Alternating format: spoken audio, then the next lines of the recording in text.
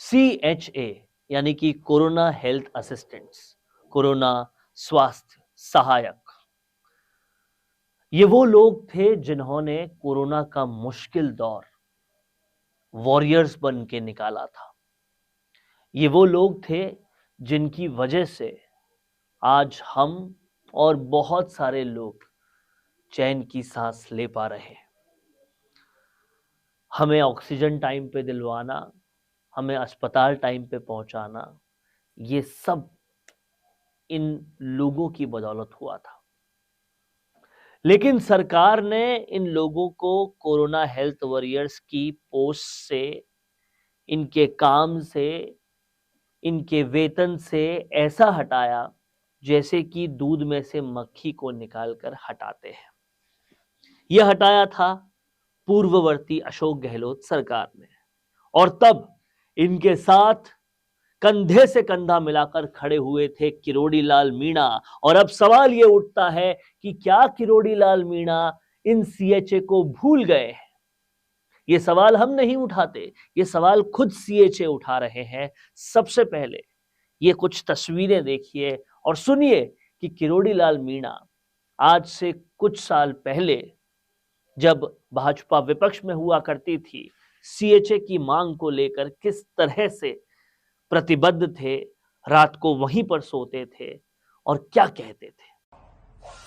वो CHO जिनकी रोजगार को सरकार ने छीन लिया, चारों तरफ से जयपुर में आएंगे, राजस्थान भर से, और राजस्थान की विधानसभा को 24 जनवरी 2023 को घेरेंगे।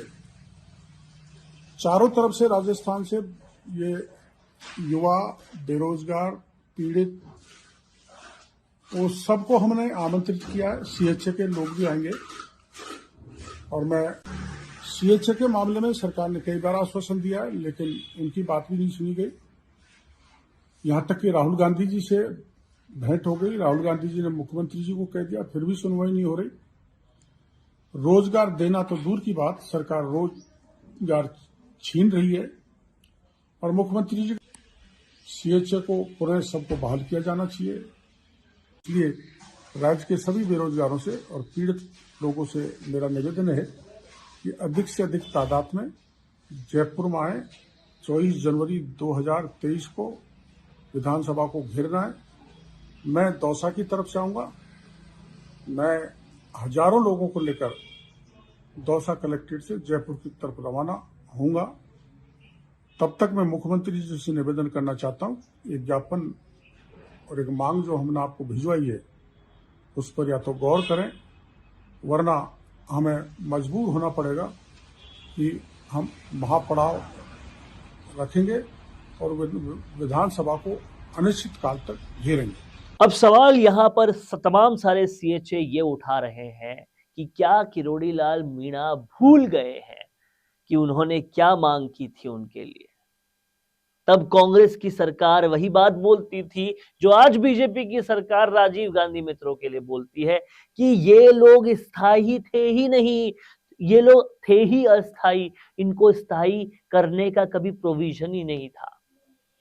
लेकिन किरोड़ी लाल मीणा तो लड़े थे इनके लिए और दिलाई थी इनको कहीं ना कहीं ये आश्वासन कि अगर हमारी सरकार आई तो हम कुछ करेंगे।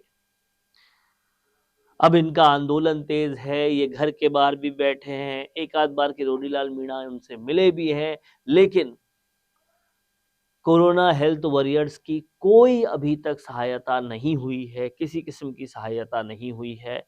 और किरोड़ी लाल मीणा के घर अब CHA भी हैं और राजीव गांधी मित्र भी हैं। सरकार में एक ही शख्सियत है जिससे ये दोनों उम्मीद कर रहे हैं, आस कर रहे हैं। लेकिन इतने दिन बीतने के बावजूद किरोड़ी लाल मीणा जो RAS अभ्यर्थियों के लिए ठीक कर देते हैं, उनकी परीक्षा की तिथि आगे बढ़ा देते हैं, वो किरोड़ी लाल मीणा जो पेपर लीक की माफियाओं के पीछे लगे हुए हैं, सबूत दे रहे हैं, उनको जेल के पीछे पहुंचा रहे हैं, लगातार आगे बढ़ रहे हैं, लेकिन CHA और राजीव गांधी मित्र में वो कुछ क्यों नहीं कर रहे हैं? या फिर वो करने की कोशिश कर रहे हो पर सरकार कुछ नहीं कर रही हो? क्या किरोड़ी लाल मीणा से जो आस है, जो उम्मीद है, वो खाली जा रही है, ये समझने वाली बात है। और अगर सरकार इस आस और उम्मीद को पूरा नहीं करती है तो वो केवल किरोड़ी लाल मीणा का बुरा नहीं कर रही, वो उन तमाम सारी उम्मीदों का बुरा कर रही है जिसकी वजह से भारतीय जनता पार्टी की सरकार आई थी।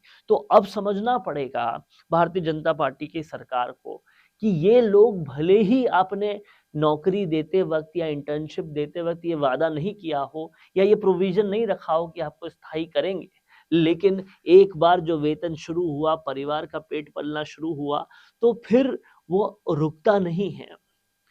और इसलिए कोरोना अभी चला गया, बाद में कोई और ऐसी महामारी ना आए, लेकिन कुछ लोग अगर खड़े हैं सबकी सहायता करने के लिए तो उन्हें भी नियमित किया जाना चाहिए। वो राजीव गांधी मित्र जो कहीं ना कहीं सरकार का प्रचार कर रहे थे लेकिन अपना पेट भी पाल रहे थे, परिवार का पेट भी पाल रहे थे, उनको भी नियमित किया जाना चाहिए। अब समझना होगा कि इनको नियमित करने से सरकार को फायदा क्या है। देखिए, सरकार को फायदा ही फायदा है, नुकसान कुछ भी नहीं है। इनको अगर नियमित करते हैं तो ये संख्या टोटल भी 30,000 से ज्यादा नहीं है, लेकिन इससे 30,000 परिवार पलते हैं। एक बड़ा मैसेज जाता है जो बहुत ही विस्तृत रूप से जाएगा और ये मैसेज जो है भाजपा को हमेशा फायदा पहुंचाएगा। और कहीं ना कहीं अगर सरकार इससे अपना फायदा देखना चाहती है तो फायदा भी है, लोकसभा चुनाव का भी फायदा है।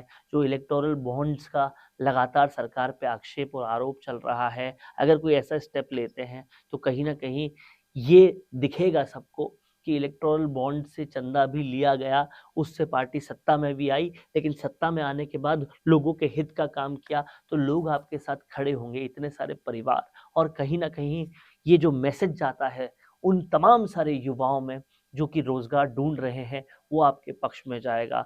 आप समझिए, भारत की संपदा युवा है, नए वोटर युवा हैं, हर तरीके से सरकार का फायदा है। तो अगर अपने फायदे की भी सोच रही है सरकार तो सोचे, ये फायदा दूरदृष्टि का होगा। अगर रोजगार मिलेगा इनको तो दूरदृष्टि से फायदा देके जाएगा और हर घर पे इस तरह से प्रचार होगा कि जो काम कोई सरकार नहीं कर पाई वो भजन सरकार, किरोड़ी लाल मीणा या फिर भाजपा ने किया। इसीलिए इन्हें टंकी पर ना चढ़ने दें, इन्हें घर के बाहर धरना ना देने दें। ये संपदा है राजस्थान की, ये युवा राजस्थान की संपदा भी है, देश की संपदा भी है। इन्हें अगर आपने रोजगार दे दिया तो ये पार्टी के भी पक्ष में रहेगा और सत्ता के भी पक्ष में रहेगा और कहीं ना कहीं इंसानियत के पक्ष में तो रहेगा ही। तो ये समझना पड़ेगा पहले किरोड़ी लाल मीणा को और फिर भाजपा की स्टेट गवर्नमेंट को और उसके बाद भाजपा की सेंट्रल गवर्नमेंट को कि ये काम करने जरूरी है। और अगर कहीं से ये बात सीखने की जरूरत है तो पंजाब की सरकार से सीख भी सकते हैं कि किस तरह से रोजगार को एक उत्सव बनाते हैं, माँ बाप रिश्तेदारों को बुलाते हैं और अपनी सरकार की पॉपुलैरिटी शुरुआत से लेकर आखिर तक करते जाते हैं। क्यों नहीं राजस्थान सरकार भी रोजगार को एक उत्सव बनाती। ये सोचिए, किरोड़ी लाल मीणा की पॉपुलैरिटी बढ़ेगी तो केवल उनकी नहीं बढ़ेगी, पूरी राजस्थान सरकार की बढ़ेगी। ये भी सोचना अनिवार्य है। कैसा लगा दोस्तों आपको ये वीडियो? मेरी बात से आप कितने सहमत हैं कमेंट बॉक्स में जरूर लिखिए। नमस्कार। कोरोना सोल्टेक क्वालिटी, डेडिकेशन और कस्टमर सेटिस्फेक्शन को प्रायोरिटी पर रखते हुए हर इंडस्ट्री की इलेक्ट्रिसिटी में कॉस्ट सेविंग कराने और उन्हें रिन्यूएबल एनर्जी की ताकत देने के लिए लगातार काम कर रहा है। क्योंकि कोरोना सोल्टेक में हमारा मानना है कि देश के रिसोर्सेज को सस्टेनेबल बनाने के लिए जरूरी है कि हम सबका उसमें बड़ा कंट्रीब्यूशन हो। इसीलिए सोलर प्रोजेक्ट्स की टाइमली डिलीवरी करते हुए एक पार्टनर की तरह आपकी इंडस्ट्री को हम अपडेट करते हैं और हमेशा आपकी सर्विस के लिए तत्पर रहते हुए सोलर एनर्जी का पूरा पोटेंशियल आपको मिले, इसी दिशा में काम करते हैं।